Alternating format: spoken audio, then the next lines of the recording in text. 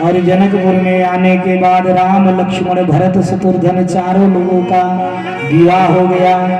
इतना ही नहीं, जितना बाराती में जिसका विवाह नहीं हुआ था वो जनकपुर में हो गया। बोलिए मर्यादा पुरुषोत्तम श्री रामचंद्र की जय। विवाह हुआ। विवाह के बाद महाराज जनक जी ने तमाम दान दहेज देकर गए। मैया सीता को विदा किए। मैया सीता को विदा किए लोग लेकर के।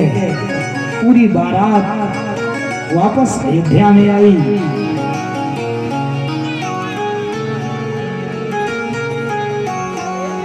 पूरी बारात अयोध्या में आई और समय आया। धीरे धीरे जब समय आया महाराज दशरथ जी का वृद्धावस्था होने लगा। दशरथ जी मन में विचार किए कि अब राम को राजा बना देना चाहिए। निर्णय किए कि राम जी को अब राम को राजा बनाना है और राम को राजा बनाने का निर्णय किए। आज जैसे महाराज निर्णय किए और मंथरा थी। मंथरा आई राम जी के निर्णय के बाद मंथरा कहाँ पहुंच गई? कैकेयी के पास। कैकेयी के पास जाकर के मंथरा ने कहा कि अरे राम का जो है राज्याभिषेक होने जा रहा है। आई एक काम करो, जो तुम्हारा बचा हुआ 2 वरदान है वो दोनों वरदान तुम महाराज दशरथ से मांग लो। लेकिन महाराज कैकेयी राम जी को बहुत मानती थी, बहुत मानती थी। कैकेयी को कितना भी ये फोड़ रही थी लेकिन कैकेयी के पल्ले नहीं पड़ता था महाराज।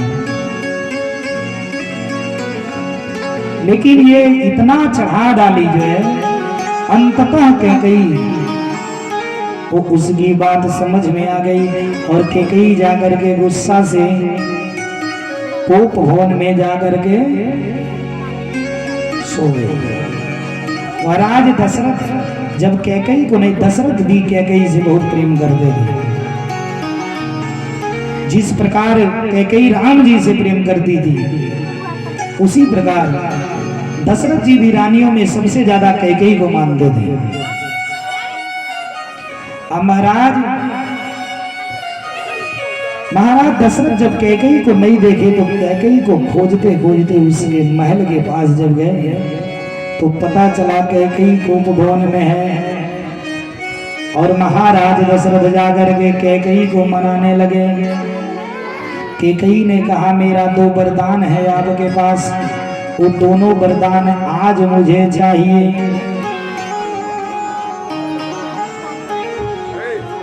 अब कैली प्रतिज्ञा वो देश के रानी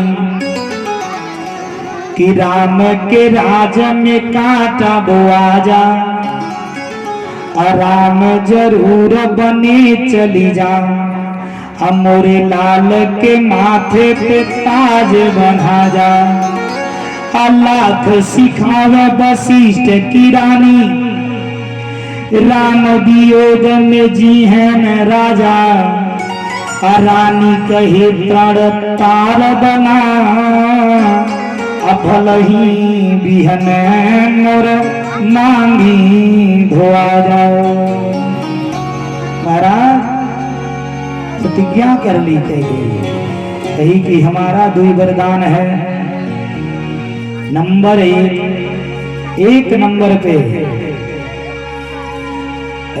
भरत को राजगद्दी,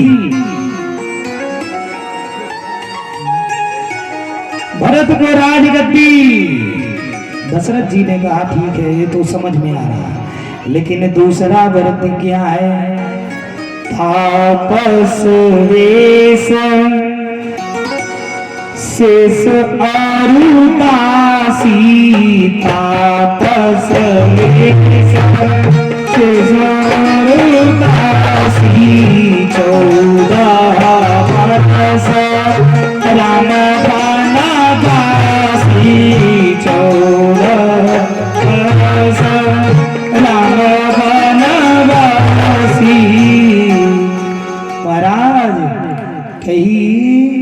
कि पहले नंबर पे भरत को राजगद्दी और दूसरे नंबर पर तापस वेश सुवेश उदासी यानी तपसी भेष में राम लक्ष्मण, शेष माने लक्ष्मण, राम लक्ष्मण और दासी यानी सीता, ये तीनों को 14 वर्ष के लिए वनवास।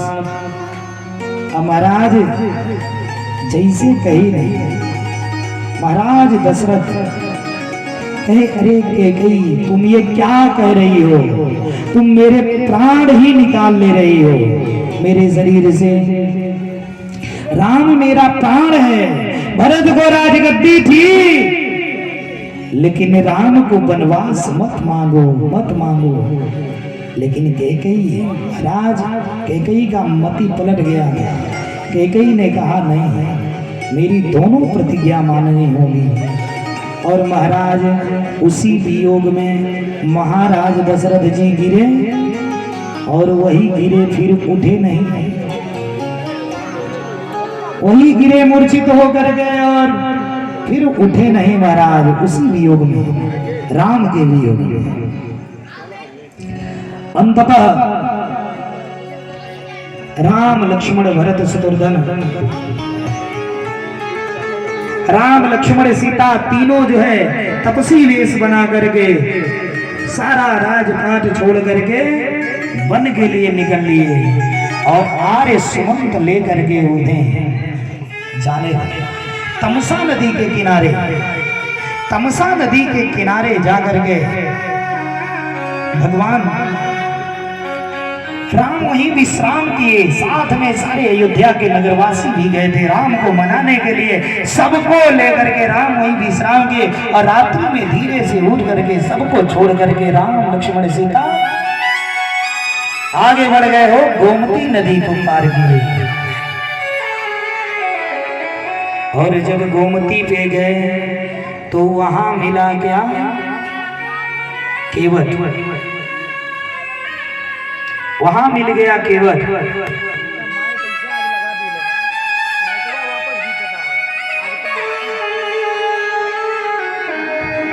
अब महाराज केवट नाई लेकर के खड़ा है और भगवान बुला रहे हैं पार करने के लिए। केवट आ नहीं रहा, क्यों? केवट डरा हुआ है, केवट डरा हुआ है। क्यों? कि केवट को मालूम है कि जिसके पैरों के धूल से पत्थर नारी हो जा रही है, तो अगर वो पैर का धूल अगर मेरे नैया में पड़ गया तो मेरा नैया यदि पत्थर का हो गया तो मेरा बीवी बच्चा कैसे खाएगा, वो मन में सोच रहा है। वहां नहीं रहा, राम जी बुला रहे हैं। कहाँ आएंगे ये कहीं शर्त पे कि पहले पैर धोएंगे और तब नाई में चढ़ाएंगे। महाराज राम जी तैयार हुए, आया केवट, कठौता में जल लेकर गए।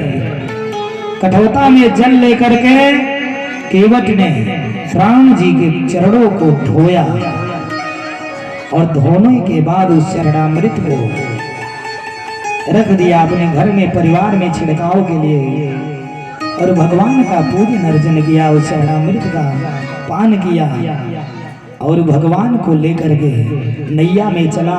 और जैसे नैया लेके चला महाराज, नैया चलते ही गंगा मैया उफान करने लगी, गोमती में उफान करने लगी, लेके चल रहा है। केवट घबरा गया और घबरा करके बोल रहा है कि मोरी नैया में ओ, मोरी नैया में लक्ष्मण ना, गंगा मैया धीरे बहो। मोरी नैया में हो, नैया में लक्ष्मण ना, गंगा मैया धीरे बहो। मोरी नैया में हो, नैया में लक्ष्मण ना, गंगा मैया धीरे बहो। मोरी नैया में लक्ष्मण ना, गंगा मैया धीरे बहो। गीता वचन मानी राम अविनाशी, गीता वचन मानी राम अविनाशी, गीता वचन मानी राम अविनाशी, गीता वचन मानी वनवासी 14 बरस चले वनवासी 14 बरस वनवासी 14 बरस चले वनवासी 14 बरस चले वनवासी सुने सीता सीता जब सुकुमारी सुने सीता जब सुकुमारी गंगा मैया धीरे गो मोरी मैया है लक्ष्मण राम गंगा मैया धीरे गो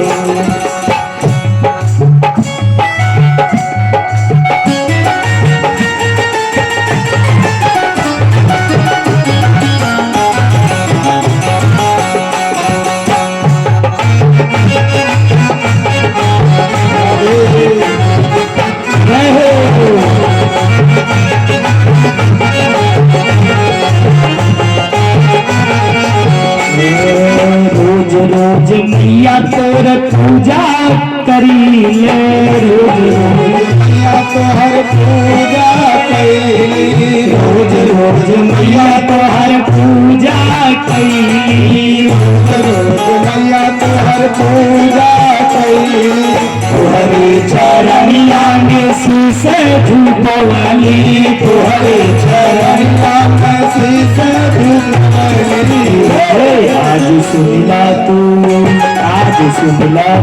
अर्ज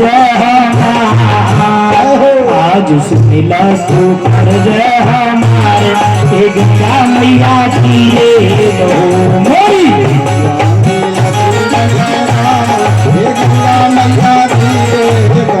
मोरी मैया गंगा मैया धीरे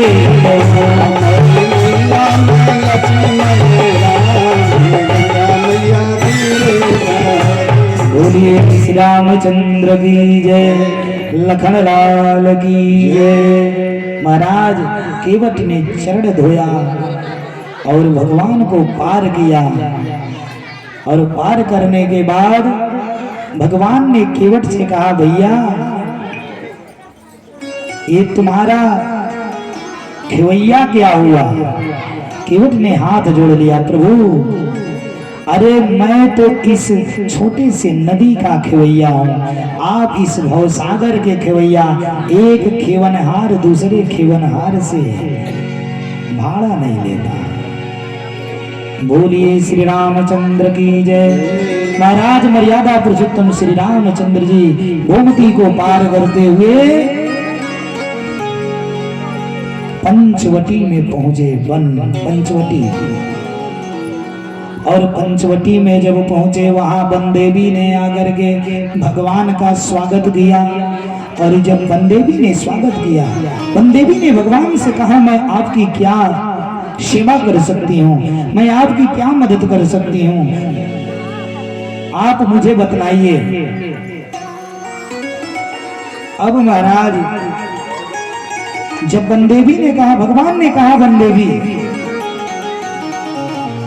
बस आप इतना ही कर दो कि मैं जिस रास्ते से आया हूं जिस कटीले रास्ते से मैं आया हूं उस रास्ते की सभी घास सभी कटीले वृक्ष सबको कोमल बना दो। रास्ते में जितना कटीला वृक्ष और कटीला जो भी घास पड़ा है उसे कोमल बना दो क्योंकि मेरा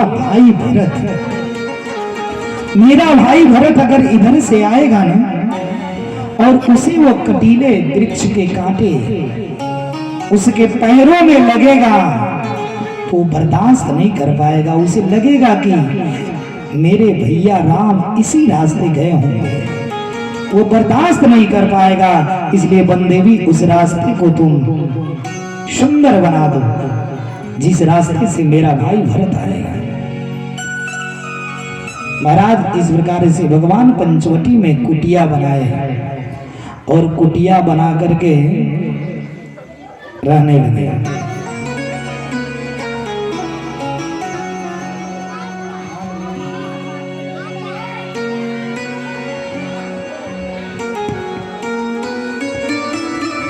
संजोग से महाराज भरत जी आए।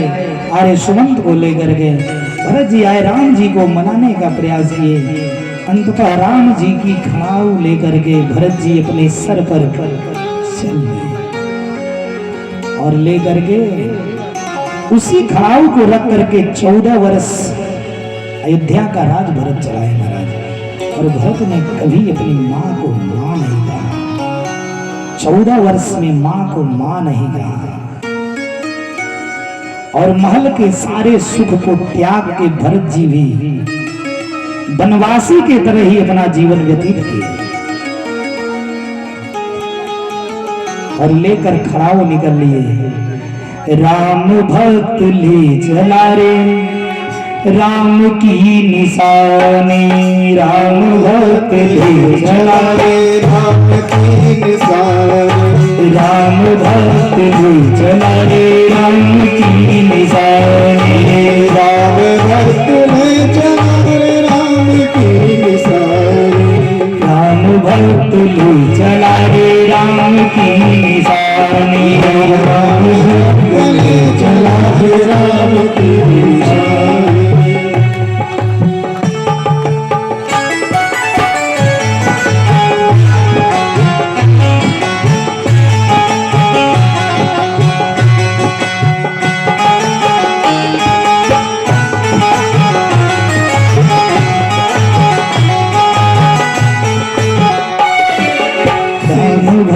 ले चला रे राम की निशानी, राम भक्त ले चला रे राम की निशानी, शीश पे खड़ा हूँ आँखों में पानी, शीश पे खड़ा हूँ आँखों में पानी, राम भक्त ले चला रे राम की निशानी, राम भक्त ले चला रे राम की निशानी।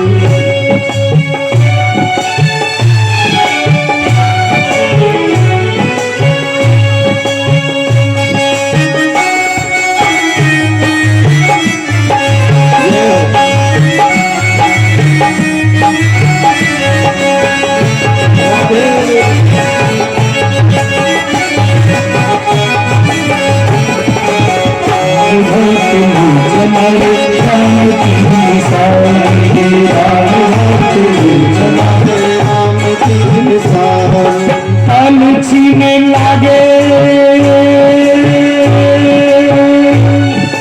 तने छीने लागे सदियों जैसे 14 बरस कटेंगे कैसे, तने छीने लागे सदियों जैसे 14 बरस कटेंगे कैसे।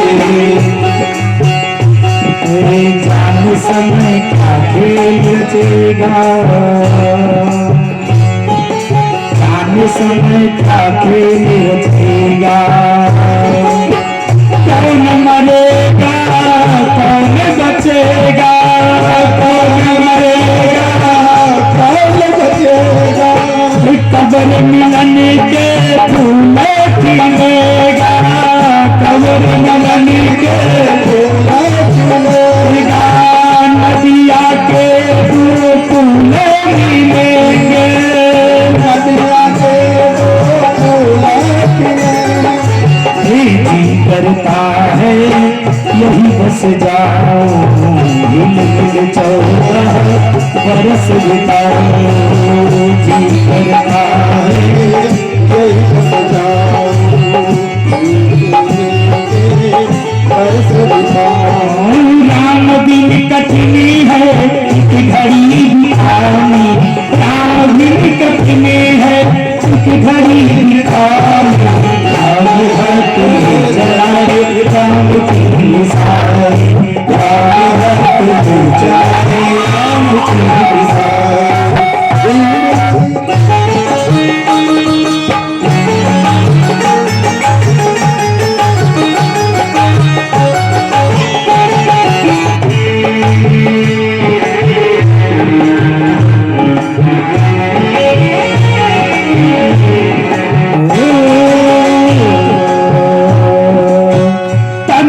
वचन मंगल अनुरागा धुरंधर धीरज त्यागा, धीर धुरंधर। भावना में बह चले हैं धीर धीर जाने, भावना में बह चले हैं धीर धीर जाने। राम भद्र चलाए राम की सारे, राम भद्र चलाए राम की सारे। शीश पे खड़ा हूँ अखियों में ताने, शीश पे खड़ा हूँ अखियों में ताने। राम भक्त चलाए राम की सारे, राम भक्त चलाए राम की सारे, राम भक्त चलाए राम की सारे, राम भक्त चलाए राम की सारे। बोलिए मर्यादा पुरुषोत्तम श्री रामचंद्र की जय। महाराज भरत जी खड़ाऊ लेकर के गए और खड़ाऊ रख करके 14 वर्ष का राज्य को जला। महाराज इधर पंचवटी की कुटिया जब तैयार हो गई, संजोग से ये सुपर्णखा नाम की राक्षसी, सुपर्णखा नाम की राक्षसी आकाश मार्ग से उड़ करके भ्रमण कर रही थी। भ्रमण करते करते जब देख रही है पंचवटी के किनारे एक कुटिया, और कुटिया के पास 2 सुंदर राजकुमार। आज जब 2 सुंदर राजकुमार को देखी, अभी वहीं अपना भेष बदल करके आ गई। आज जैसे भेष बदल करके आई महाराज, अब भेष बदल करके राम जी के पास गई और राम जी से कहा, राम जी से कही मैं आपसे ब्याह करना चाह रही हूँ। राम जी से कही मैं ब्याह करना चाह रही हूँ। राम जी ने कहा मेरा तो हो गया है, उनके पास जाओ।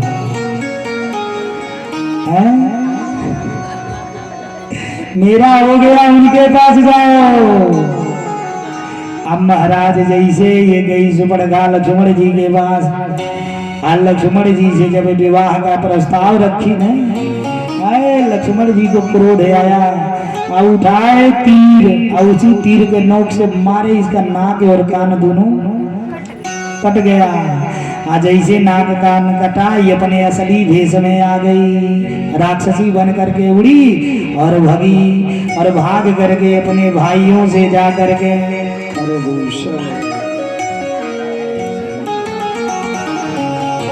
अपने भाइयों से जाकर के वहां जाकर के रो रो के खरे और दूसरे सबसे कहने लगी, रावण से कही आज ऐसे कही महाराज। कहने के बाद अभी सब क्रोधित हो गए। अब लंकापति रावण जो है